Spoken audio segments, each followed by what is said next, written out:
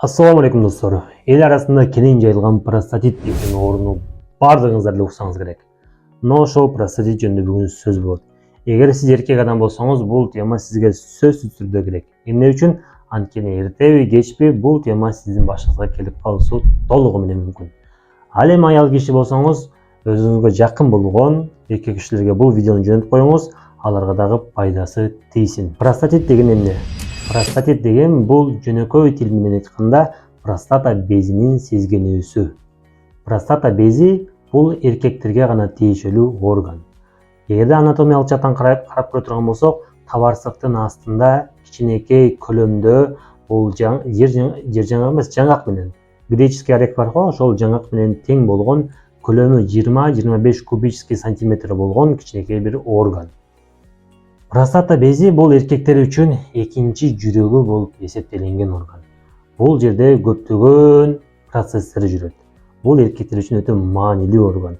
Простата бези канчалык мыкты болсо, эркектин эркектик күчү да ошончолук мыкты болот.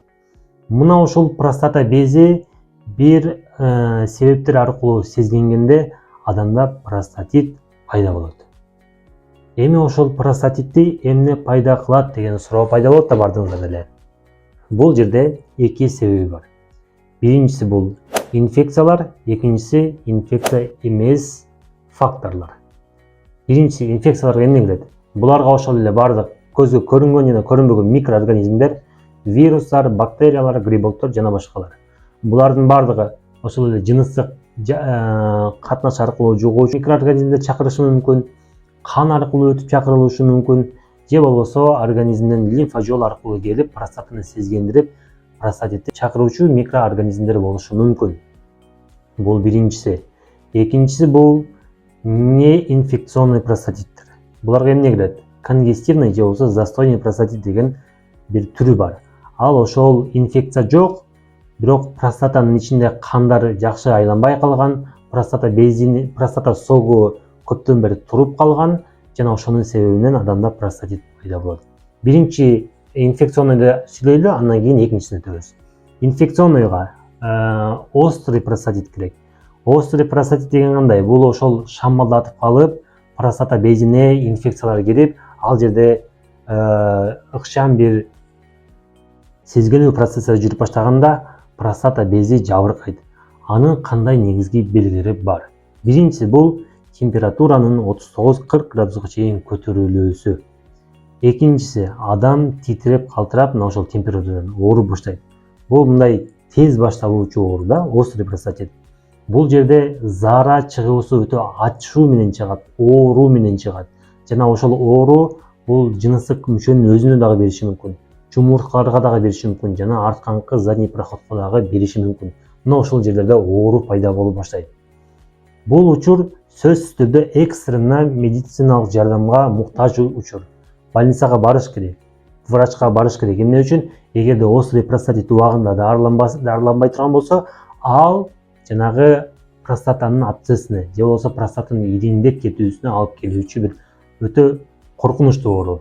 Острый простатит именно. Ал простата бези ириңдесе эмне болот? Ал ириңдейт. Ал ириң канга өтө турган болсо, кан аркылуу бүткүл организмге ириң таркап, жанагы инфекция адам сепсиске түшүп калышы дагы толугу менен мүмкүн. Бул острый простатит. Ал эми экинчиси бул неинфекционный, бирок организмде инфекция жок, бирок простатит оорусу бар. Ал кандай? Ал жанагы простатада застой болуп калганда. Бул көбүнчө отуруп иштеген адамдарга тиешелүү. Эң эле биринчи бул таксисттерге тиешелүү. Кыргызстанда, Россияда көпчүлүк кыргыз бир туугандар таксиде иштейт, туура. Бул таксиде иштегенде ар 1,5 саат, 2 саатта туруп ичинен приседания кылып, кыймылдап, ар жака бир жака басып туруу өтө зарыл. Анткени эгерде сиз кечке чейин простатанын безине басып, жанагы креслодо отура бере турган болсоңуз, ал жерде застой пайда болот. Застой пайда болсо, анын артында конгестивный же застойный простатит пайда болуп, жанагы жогоруда айтылган белгилер адамдарда пайда болушу мүмкүн. Ал ошол туалетке тез каттап калуу, бат-баттан туалетке каттап калуу, заара чыгып бүткөндөн кийин жана табарсыктын ичинде заара калып калгандай сезимдердин пайда боло башташы, сексуалдык жашоонун дагы бузулушу, жанагы же жакшы турбай калат, же бат бүтүп калат, же болбосо наоборот тескерисинче көп чейин бүтүрө албай кыйнала баштайт. Мына ошолордун баардыгы застойный простатит же конгестивный простатиттин белгилеринен белгилери. Аларды кылбоо үчүн эмне кылуу керек? Эң биринчи острый простатит болбош үчүн ошол суук тийип калуудан, шамалдап калуудан сактаныш керек. Биринчиси жыныстык катнаш болгондо жанагы презерватив колдонуп туруп анан кийин жыныстык катнаш кылуу керек. Эмне үчүн? Анткени инфекция боло турган болсо өтүп кетпеш үчүн. Эми аялдар менен боло турган болсо өзүңүздүн аялдарыңыз күнүгө кошулуп жүрөсүз, ал таза эле нерсе. Инфекция болбосо эч кандай простатит болбойт. Эгер инфекция боло турган болсо аялдар, сиз защита кылбай жыныстык катнашка барып алсаңыз, ошол аркылуу өтүп жугуп, анан простатит болуусу мүмкүн. Эгер аялдарыңызда таза боло турган болсо, андай проблема болбойт. Бул жерде түшүнүп алуусу керек. Экинчиси конгестивный же застойный, жанагы мен айткан экинчи бактериясы жок простатит болбош үчүн эмне кылыш керек? Ал үчүн кыймыл аракет керек. Эгерде отуруп иштей турган болсоңуз, постоянно туруп движение кылып туруусу сөзсүз түрдө керек. Бул простатиттин, застойный простатиттин эң мыкты профилактикасы бул регулярдуу түрдө болгон жыныстык катнаш. Регулярдуу түрдө. Айталы 2 күндө бир, 3 күндө бир, же болбосо 4 күндө бир. Мындай аралыгы бирдей болгондо эң сонун нерсе. Эмне үчүн? Анткени жыныстык катнаш болгон сайын жанагы простата ичиндеги туруп калган простата согу сыртка сперма менен бирге чыгып турат дагы, ал жерде простата безинин протокторун баардыгы бошолуп турат. Ал эми ал канчалык тез бошонуп турса, ошончолук простатит болуп калуусунун коркунучу азаят. Ошон үчүн регулярдуу түрдө жыныстык катнашка барып туруу бул ден соолукка пайда. Албетте аялдарыңыздар менен, жеңелер менен. Ал эми туш келди, көчөдөгө барып, жанагы проституткаларга барып кошула турган болсоңуз, ал өтө организме тескерисинче кооптуу. Ал жактан ошол жыныстык жол аркылуу жугулуучу инфекциялар жуктурушуңуз мүмкүн. Гепатит Б-ларды, гепатит С-ны, эң эле коркунучтуусу бул сифилис менен ВИЧ инфекциясын жуктуруп алышыңыз толук мүмкүн.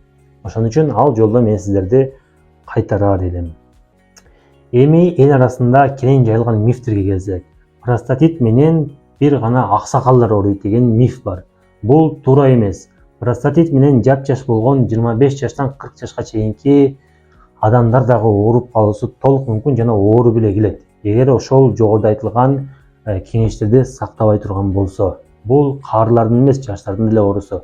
Ошон үчүн этият болуш керек. Айталы, сизде простатит болуп калды, же болбосо ошол простатиттин белгилери сизде бар экен. Эмне кылуу керек? Коркпостон врачка келиңиз. Эч кандай бир бул жерде адамды кыйнап текшере турган эч нерсе деле жок.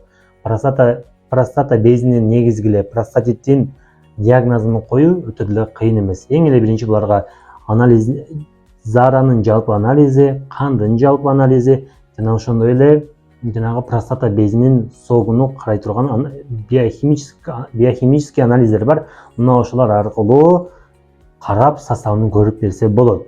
Жана ошондой эле экинчиси бул УЗИ диагностика. Ал УЗИ аркылуу трансабдоминальный деп коет. Бул ошол ич аркылуу УЗИнин датчигин коюп, мына ошондой УЗИнин датчиги бар. Ошо менен коюп простата безинин размерин көрсө болот. Ал жерде болгон процесстерди көрсө болот. Эң эле жакшысы бул трансректальное ультразвуковое исследование деп коет. Бул ошол көтөнчү аркылуу кирип простатаны кароо. Бул өтө чоң информативный изилдөө болуп эсептелинет. Эгер ал болбосо, ушул менен эле көтөнчү аркылуу кирбей эле карасаңыздар да болот. Жана рекомендация айтылган двухстаканная проба, четырехстаканная проба деген бар. Эми булардын баардыгын врачтарга барсаңыздар кенен кесир айтып түшүндүрүп берет. Негизинде простатитти дарылоо оңой эле нерсе, өтө деле кыйын эмес, бирок өз убагында келүүсү зарыл. Эгерде өз убагында карабай турган болсоңуз, ал өрчүшүп кетет дагы, жанагы жогоруда айтылган сепсиске чейин алып келип коюшу мүмкүн. Кандайдыр бир ушул простата безине, простатитке байланыштуу бир суроолоруңуздар болсо, комментарийга жаза кетиңиздер. Колумдан келишинче аракет кылам жооп бергенге баарыңыздарга. Кийинки темада буюрса простатанын аденомасын жөнүндө айтып берем, простатанын рагы жөнүндө айтып берем.